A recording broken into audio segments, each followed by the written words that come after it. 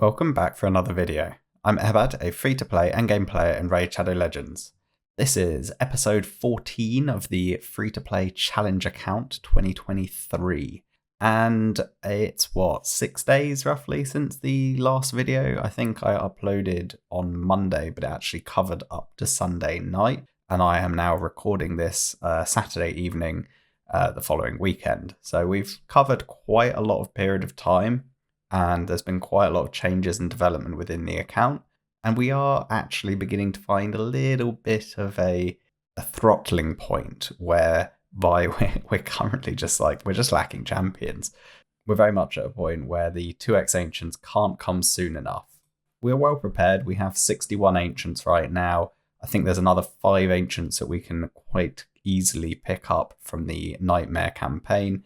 And there'll probably be a few more Ancients throughout the week from, events and potentially drops in dungeons, etc. So I think we'll end up, hopefully, with around 70 Ancients to go once the 2x hits next Friday.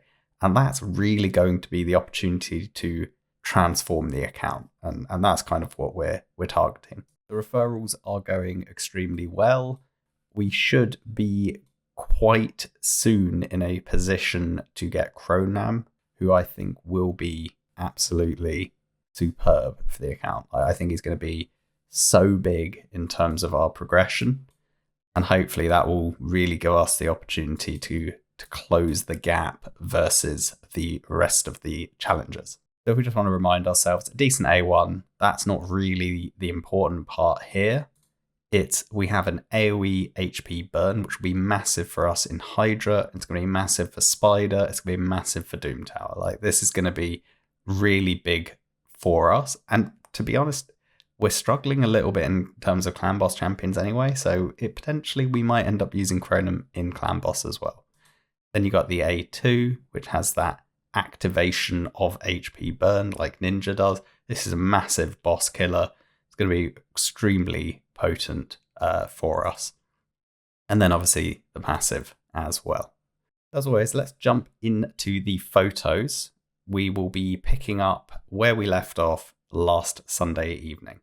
So first and foremost, I made it to Eternal Dragon 80 and established that we just were not in a position to be beating this. This was extremely difficult content for the gearing and champions that I have. I don't have that diversity of roster. I don't have attack down on an A1 yet. And I just wasn't able to even be in a position to make a dent on the boss. You can see us here. We've got the solo Aethel going, which has kind of been our go-to for a lot of difficult content. And the reality is the boss has 3/4 HP and we're about to die. So we're quite some way off beating Eternal Dragon 80.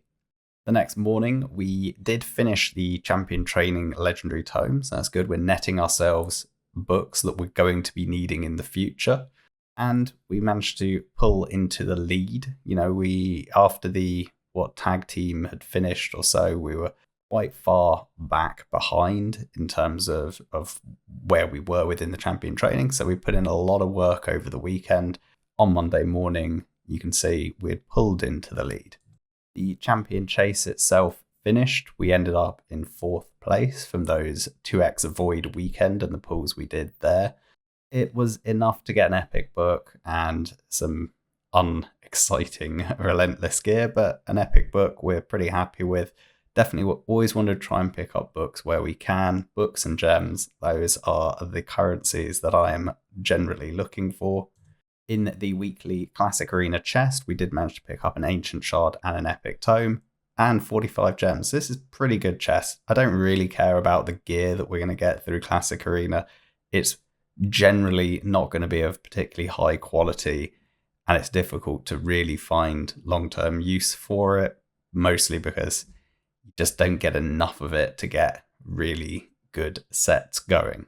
Also on the Monday, managed to finish the arena mission, getting the 100 medals. Basically, we have the objective that we want to get to all of the potion keeps. Again, magic on Wednesday, Spirit Thursday, Force Friday, and Void Sunday. So we've got quite a lot of missions to do during this part 3 of the missions to make sure that we're keeping on schedule for those. Managed to pick up the 250 energy from the player in points program. That just went straight into farming food in the champion trading. Also managed to summon another rare from Mystery Shards. Unfortunately, once again, it's another dupe rare. A great rare in Frozen Banshee, but one we already have. As an update on the champion training tournament itself, now we're in the evening on Monday with 13 hours to go, and we have a real contender coming to the fore, someone who clearly wants this Altan, probably even more than we do. The next morning, I do wake up with work ahead and actually feeling quite unwell at this point. I'm suffering from a cold.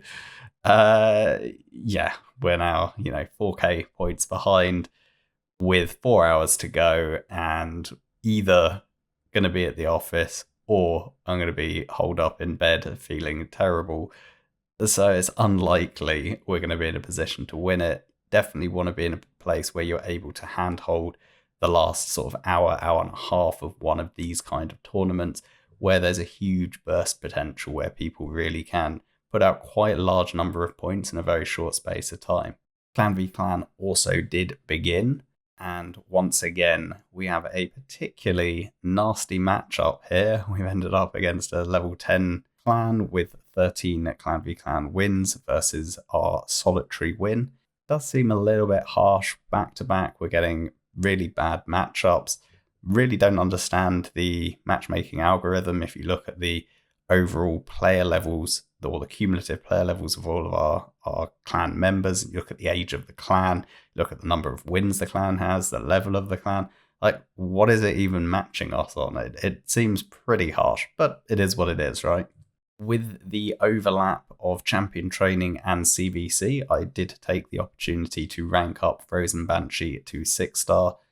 As we'd kind of discussed in the previous video, I thought this would give us a good bit of progression on the clan boss and also give us a viable way to progress further in Dragon. And these are two kind of fairly critical areas of the game.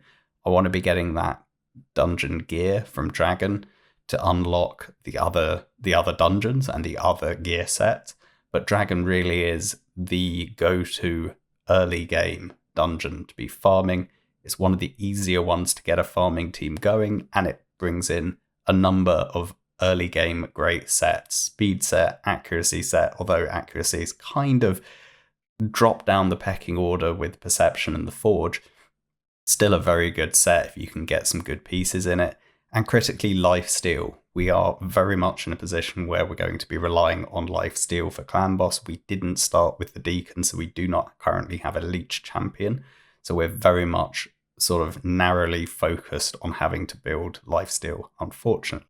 Now the 2x Ancients might change that, but even so, there's a lot of good gear sets in Dragon, including the Destroy set and Toxic, both of which have niche use, and we definitely want to be collecting sets of those because we will be needing them in the long run. We did manage to win the classic arena takedown, and that netted us a little bit more relentless. Another win there for us in a tournament, which also netted us an elite clan quest win, gives us that clan gold, continue to rank up the level of the clan through that clan experience, which is really important because I want to get to the point where I can start buying Yakal fragments as soon as possible. And unfortunately, in the end, we did settle for second place in the champion training. Like I said, it just didn't seem like it was going to be a practical tournament for me to push. In the end, I didn't go to work. I was holed up in bed, feeling terrible. I just did the absolute minimum that I needed to get done in terms of maximizing my CVC points that I'd always intended on doing, and I just left it at that. And that's the reality, sometimes you're not going to have the time or the opportunity to necessarily contest every tournament. This would have been nice to win in terms of getting the Altan, but the reality is we got the legendary tome. We did the work we needed. In fact, we got 2 legendary tomes. So overall, it was a successful champion training tournament for us, irrespective of whether we got the win or not. The other thing I did do during the CVC is I set up a bit of Minotaur farming, something that I could easily do very idly, and whilst I was in bed trying to, shake off the illness, I could just queue up some energy, get the auto clicker going, and just not worry about it, and at least get some points on the board. This was something we'd always intended on doing anyway, and was most likely going to end up doing it as an overnight farm. Overall, we needed to spend the gems. We'd planned to spend the gems to get the masteries. Getting T6 on Miscreated and Frozen Banshee would be huge in terms of progressing the overall account. During CVC, Barbarian Crypt was open on the Tuesday. We were able to 3-star stage 9. We were able to 3-star stage 10. And we were able to 3-star stage 11. Ultimately, with stage 12, it did take quite a long time, as you can see. Only managed to get the 1-star on the first attempt. Didn't have enough keys to rerun it. And I wasn't particularly bothered about getting the 3-star. Again, the nice thing about being progressed that bit further on another faction crypt is we're now beginning to be able to pick up more of the epic forged materials. From stage 13, we can start to get the legendary forged materials, and that will enable us to start crafting 5 to 6-star pieces in the forge. Now that 5 to 6-star perception is going to be huge for the account. So the more of the faction crypts that we can get to stage 13 plus, and the sooner we're able to do that, the better. Once we have that 2x Ancients out the way, that will give us a lot more champions. And I believe there will be many more of the factions that will be able to push at that point. Right now, we're progressing with a very, very limited roster. So we're kind of, constrained by the breadth of champions and the quality of champions that we currently have. Overnight, I queued up a load more energy on Minnow. As you can see here, did 72 wins. This particular team, from both of these images, the first one and the second one, you can see it is perfectly 100%. We have not lost a single Minnow 15 farm with this team. It does mean I am getting masteries on Jamasa, and I'm undecided whether I'm going to take her to 6-star in the short term or not. I do think in the long run, when we get Chronum, the Chronum and Jamasa combo might well end up being extremely potent for us in various areas of the game, particularly Hydra, Doom Tower, and Spider. So it might well end up being that we do take her to 6-star.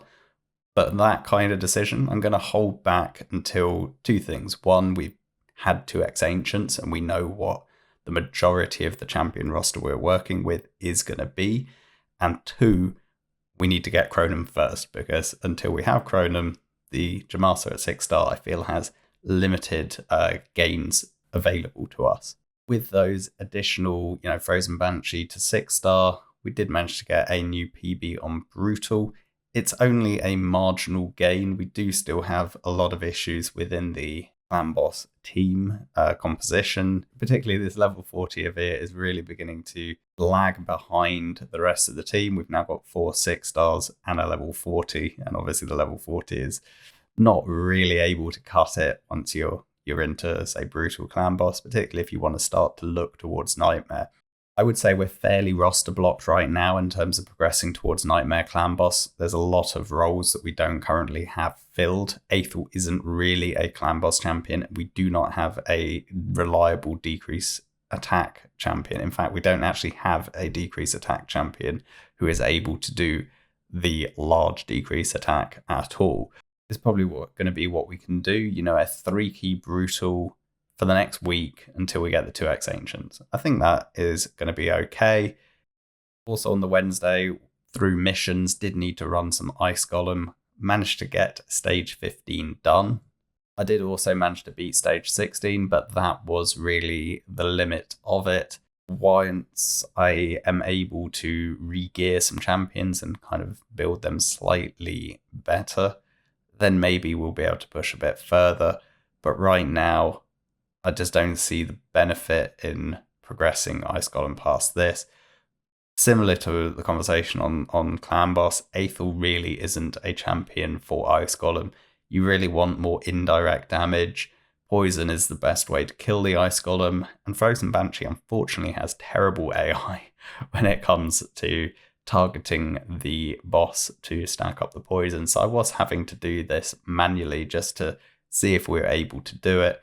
And like I said, we're heading the right way, but we don't have a full team cleanse. We don't really have a good way of slowly tanking the boss himself, and we don't have enough healing to be able to really sustain the team. Thereafter, we found ourselves in the Arcane Keep. Did manage to clear stage 17, which I was reasonably happy with. Also managed to clear stage 18, and that was the maximum we could do. Dropped back to stage 17, and it was in stage 17 that I was effectively able to auto farm, pick up those 5 superior potions we needed. I was typically doing this in batches of 5, and then kind of seeing when we eventually got the potions we wanted. Hand holding it one by one was just too tedious. I couldn't be bothered. Yeah, eventually managed to get that mission done, get a nice 150 energy for our troubles. Of course, these missions cost more than 150 energy to do, but that being said, we do need those potions ultimately to ascend our champions anyway, so it's really not that much of a waste. Plus, the way I look at it is we're just getting a refund. If we invest, say, 250 to 400 energy to get the potions, we get 150 back. It's just a discount in getting those potions that we need anyway, so it's not too much of an issue. After that, had to go into Dragon for a similar mission to the Ice Golem, try and get 15 rank 5 to 6. Did manage to clear 17. I could nearly do 18, but I struggled a little bit and just couldn't quite get the boss killed. I got him down to about 15%, 20% maybe.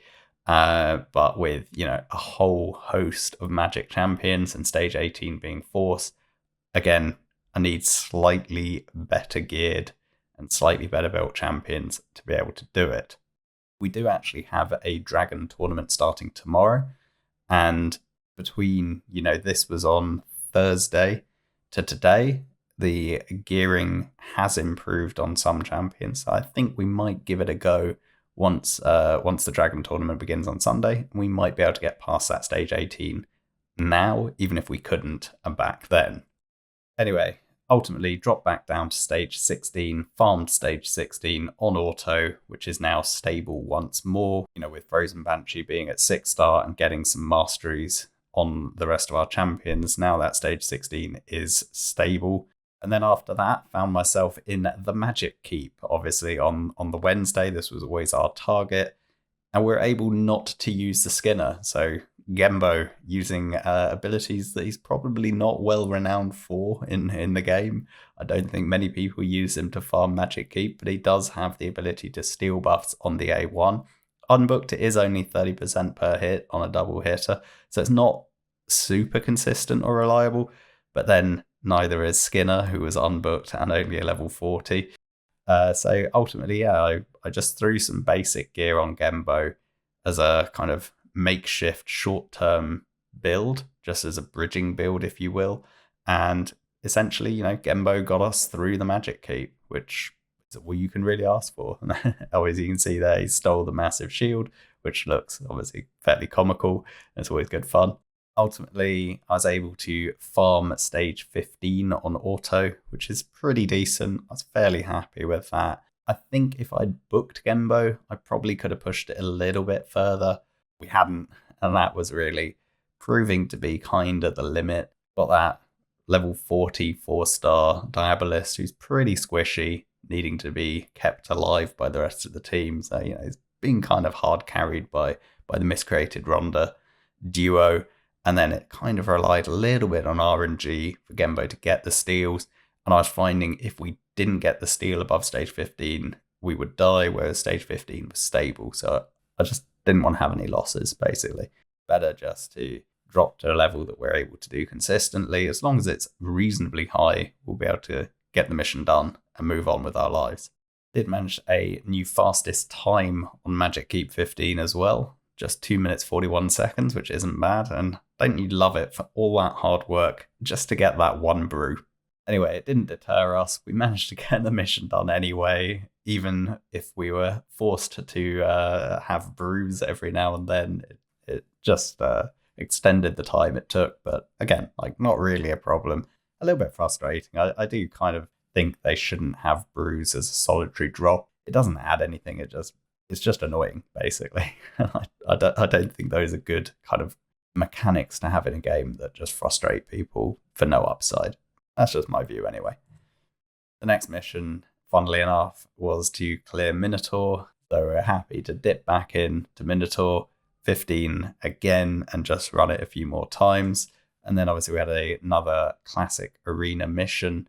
We really needed that done by the Thursday to be able to then do the Spirit Keep and keep on track in the mission progress.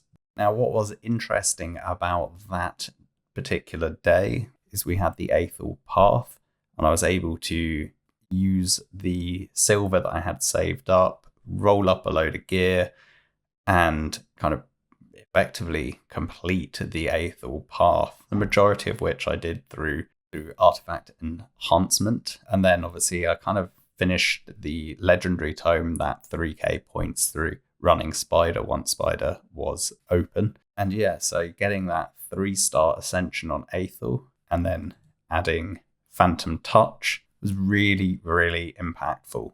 I think this is going to massively increase the power of Aethel and might be the difference to kind of help us progress in some of those areas where we're just beginning to come up short.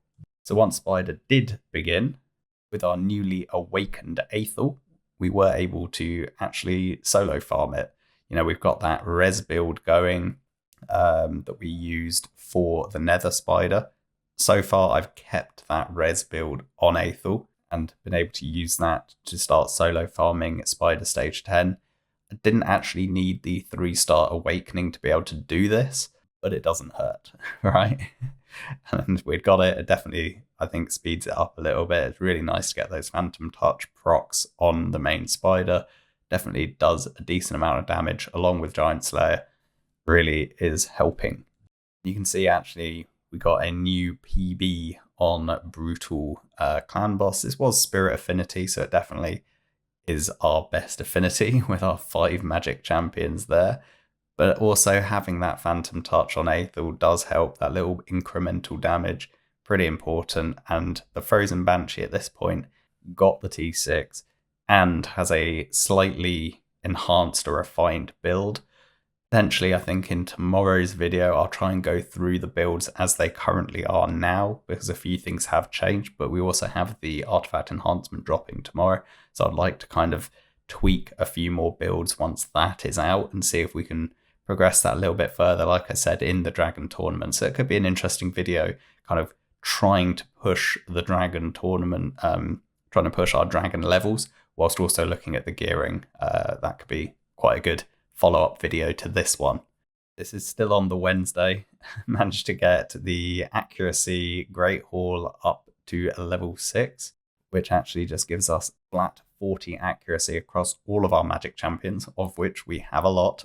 And a lot of them will benefit from that accuracy. Miscreated Monster, Frozen Banshee, Rhonda with the Brimstone, and even Aethel with the Weaken. So a lot of champions benefiting from progressing the accuracy node first and foremost, and concentrating on magic champions for now, because most of our champions that we currently have are magic.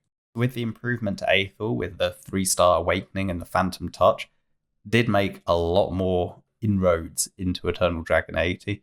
Still didn't quite manage to beat it. I tried it a couple of times, wasn't able to get the kill done on the Wednesday before heading to sleep. Did some overnight Spider. We're still trying to grind out those points on CVC, and just able to farm levels on other champions and or food. So it's effectively the solo Aethel farm, and you can see it's not super fast, but it is perfectly 100%, and that's what really matters here. Really good for getting Dungeon Diver points done, for getting the tournament points done in Spider itself, and also for recouping the silver that we had spent in completing Aethel's path. Like I said, the legendary book ultimately I did get, and that came from really farming Spider in the end. And then Thursday morning, having done a 3 key on Brutal, threw a key into Hard, got a new PB there as well.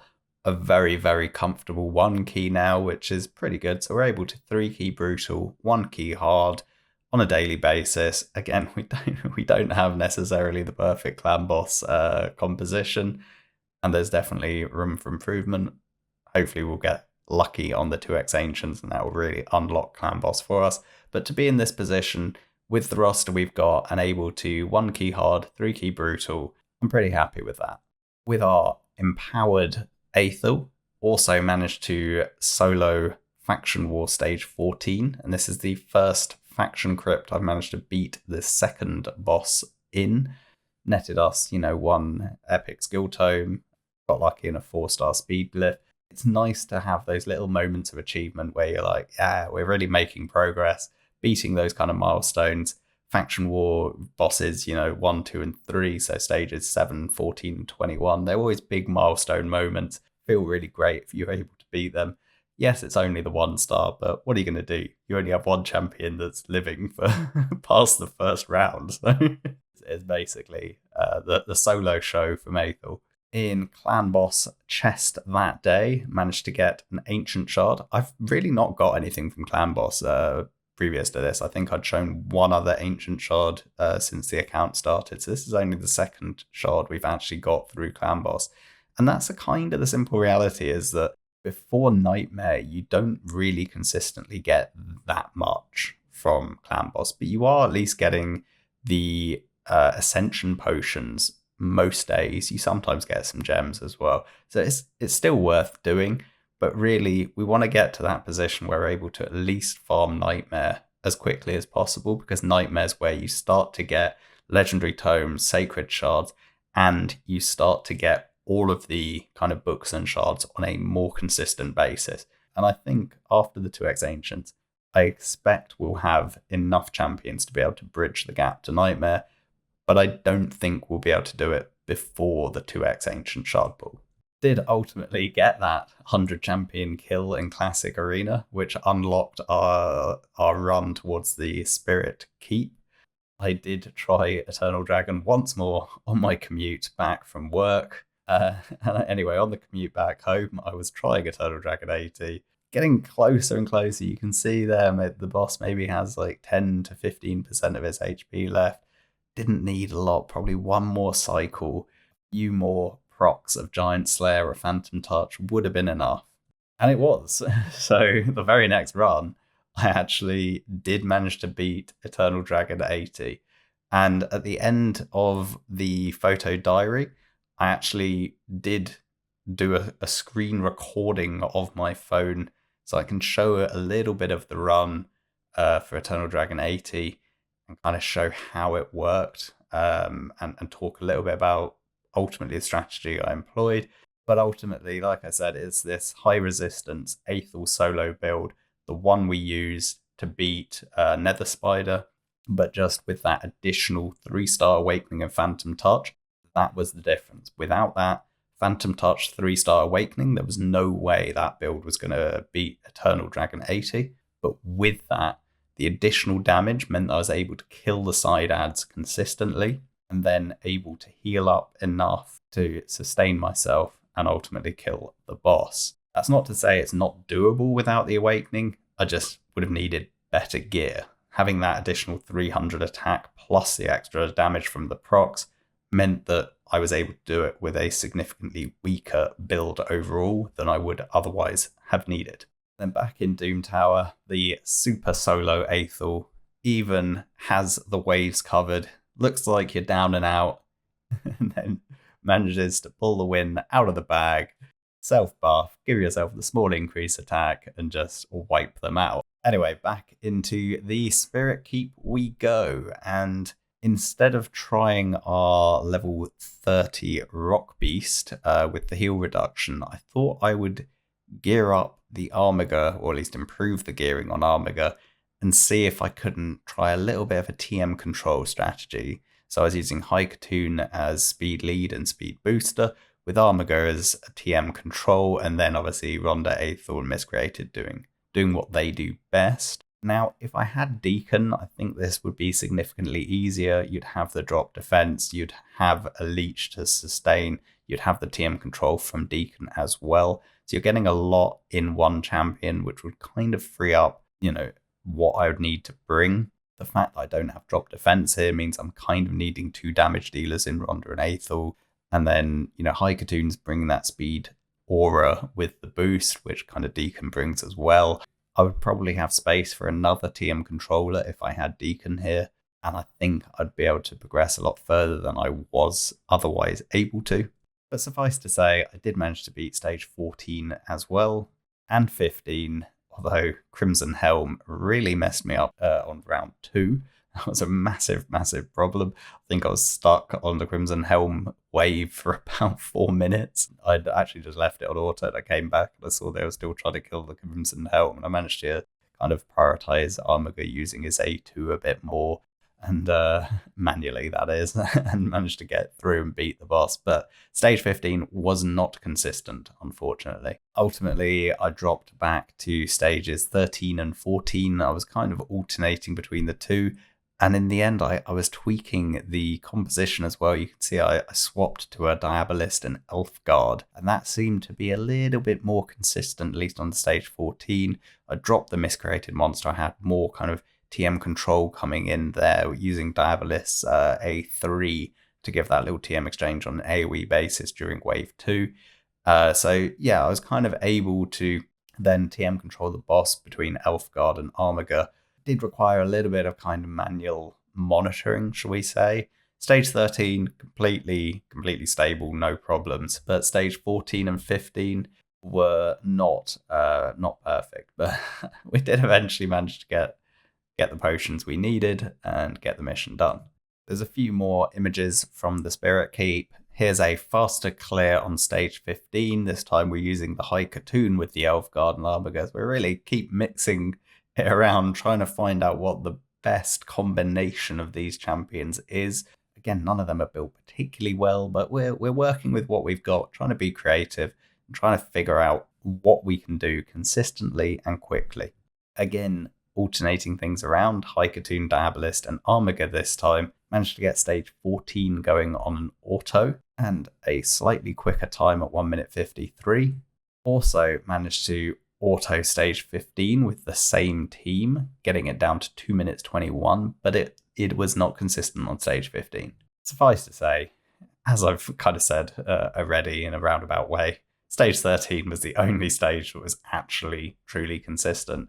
Drop down there. This was the final team in the end, High-Katoon, Diabolist and Armiger, with Aethel and Ronda for damage.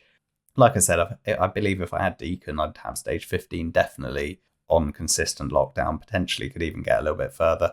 It is what it is. This was working out for us. We did have to farm quite a lot more. Stage 13 has definitely quite a lower drop rate than stage 15, so we used a lot more energy on Spirit Keep Day than we had on the Arcane or Magic. Here's a little jump into Doom Tower waves. This is actually stage 85, wave 3. All of these waves between level 80 and level 90, I'm finding extremely hard with my team composition. I have Miscreated Monster, who's doing a stun on a 50% basis, and then Jamasa as a single target sleep, also on a 50%. With my relatively squishy champions, people like level 50 High-Katoon and 2 level 60 attack-based nukers. If I'm not crowd controlling 5 out of 5 champions, I'm not living, basically. And it's pretty tough. It's pretty tiring to try and beat these stages. Did ultimately manage to get 85 done, though. Took a long time. You can see it's a 10-minute fight with 165 turns, and I probably had to attempt it half a dozen times at least. Probably more, but like a lot of those would have been shorter fails falling on wave 1, but even to get to wave 3 it took multiple attempts, so it really probably wasn't worth the time I spent doing it. But I think this is kind of one of the things that I find quite enjoyable in the game, kind of thing, is when you don't have a good enough team, you don't have the right champions, but you just try and find a way through.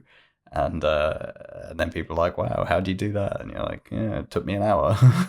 It wasn't worth it. Don't do it. But I did it anyway.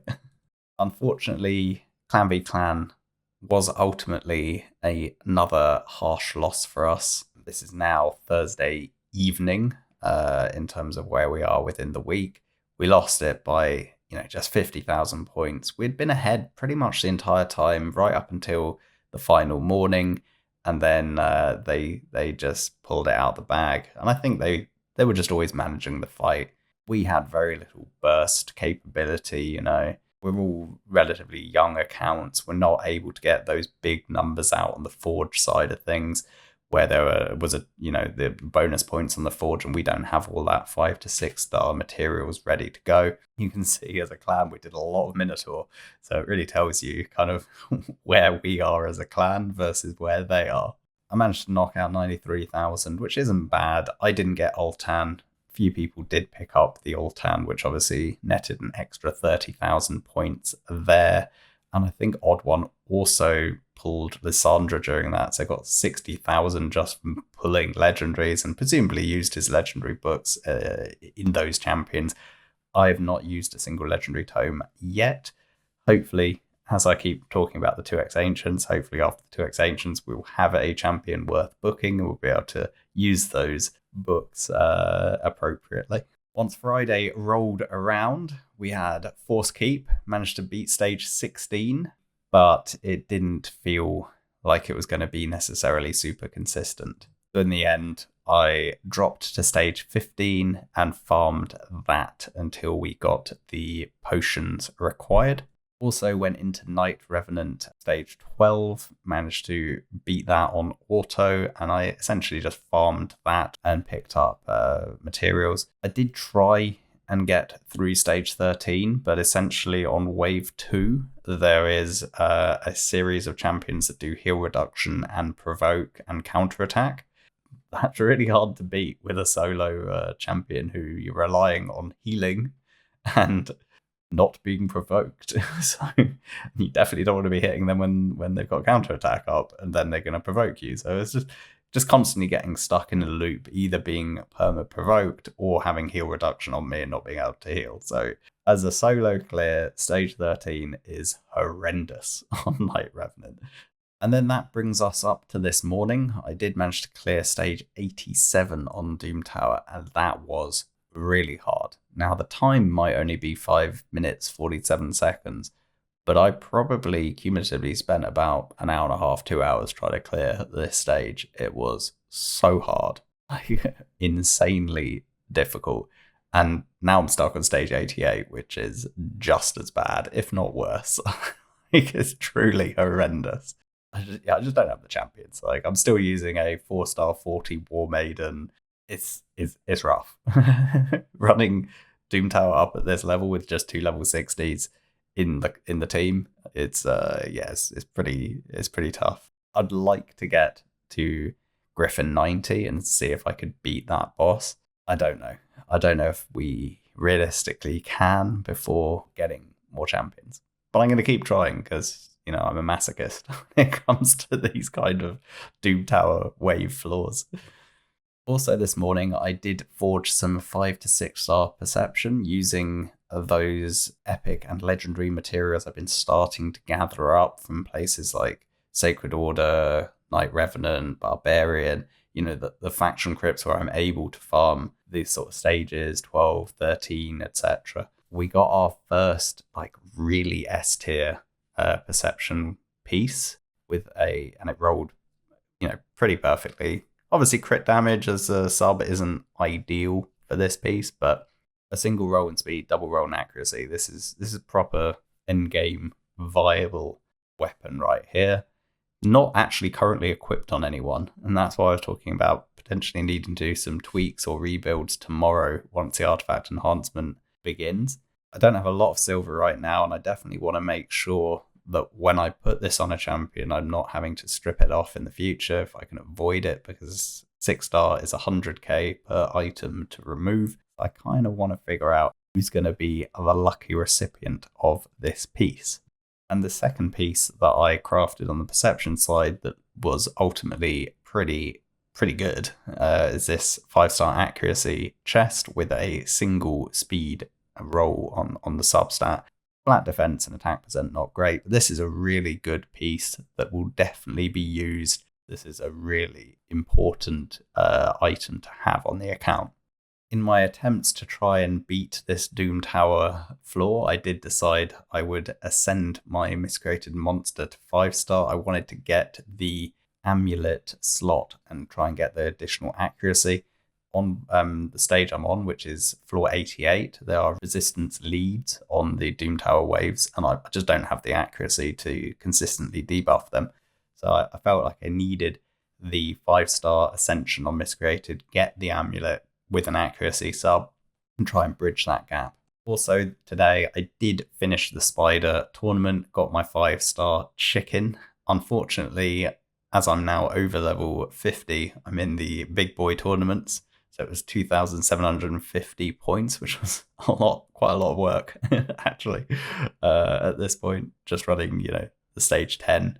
But it's been productive. We've got a few more pieces, still missing some accessories that I need, but we are beginning to collect a decent sort of spread across all the factions and the slots. And kind of as we get those more champions, we will have accessories to use. So that's important. Plus, obviously, all the pieces that we didn't need, we're able to sell and get good silver.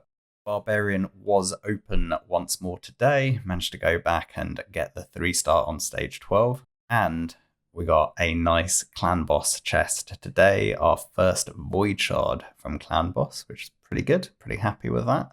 And that is us all caught up. And I realise this video is extremely long. So yeah, I'm going to end it there. And what I'll do, like I said, is when the dragon starts tomorrow, I'll do another video kind of showing some of the builds where they are now, doing a little bit of the artifact enhancement, and seeing if we can progress through stage 18 on dragon.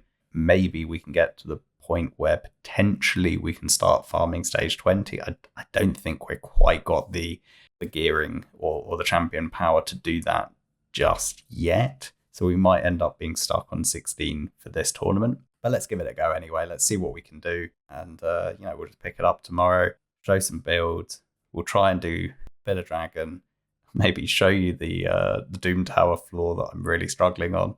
And yeah, we'll have a bit more of active gameplay tomorrow. This one's been a long marathon of catching up on a whole week worth of progress, of which there's been quite a lot ultimately to talk about. As always, thank you for watching. Please like, comment, and subscribe. I'll catch you in the next video. Bye for now.